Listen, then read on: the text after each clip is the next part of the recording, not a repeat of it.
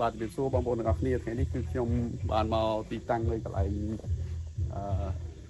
សួនរបស់លោកញ៉ាស៊ូវរៈហើយនៅខាងក្រោយខ្ញុំនេះគឺជាប្រភេទដំណាំដែលគាត់ដាំបាទយើងមានតកួនហើយនឹងស្ពៃអញ្ចឹងស្ពៃនេះគឺគាត់អាចថាប្រហែលជាគាត់ដាំដើម្បីផ្គត់ផ្គង់នៅក្នុងរីសតរបស់គាត់យើងមើលឃើញគឺបន្លែធម្មជាតិបាទហើយមានតកួនផ្សេងៗតាមរងហើយឃើញនៅតាមថ្នាលផ្សេងៗទៀតរងផ្សេងៗទៀតគឺមានប្រភេទដំណាំផ្សេងៗគ្នាអញ្ចឹងខ្ញុំមកមើលនេះគឺមើលត្រឹមតែរងតកួនហើយនឹងរងស្ពៃបាទអញ្ចឹងខ្ញុំមើលឃើញថាអ្នកញ៉ាស៊ូវរៈគាត់ខិតខំប្រឹងប្រែងក្នុងការធ្វើម៉េចឲ្យសហគមន៍យើងនេះទទួលបានភោគផលដំណាំបន្លែព្រោះកោះស្ដាច់ជាទូទៅភាគច្រើនគឺយកបន្លែមកពីខាងកំពង់សោមតែឥឡូវនេះយើងមើលឃើញថាការ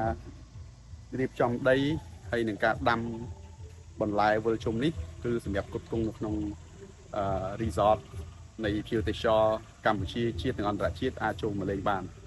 ហើយយើងឃើញថាមានការចិញ្ចឹមសត្វទៀតអញ្ចឹងហើយខ្ញុំក៏បានមកកោះស្ដាច់អញ្ចឹងហើយក៏មកស្រង់យកទស្សនវិជ្ជាខ្លះអំពីកន្លែងរបស់លោកញ៉ាស៊ូវរៈដើម្បីបង្ហាញជូនបងប្អូនទាំងអស់គ្នាមើលឃើញបាទអញ្ចឹងខ្ញុំមើលឃើញថាការរៀបចំរបស់គាត់គឺល្អមានរងច្រើនណាស់ដែលដាំអញ្ចឹងបន្លែអាចថាមិនមែនមានតែពីរមុខនេះទេតែនៅរោងផ្សេងៗទៀតខ្ញុំអត់ទាន់ឃើញដុះថាមិនដឹងថាដាំពូជអីខ្លះបាទអញ្ចឹងយើងមកមើលតែរោង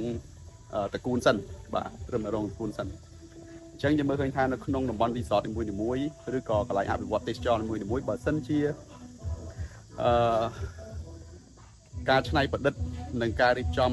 ដាំបន្លែឬក៏ចិញ្ចឹមសត្វដើម្បីផ្គត់ផ្គង់ក្នុងសហគមន៍ឬក៏នៅក្នុងកន្លែងនេះទីមួយគឺជួយ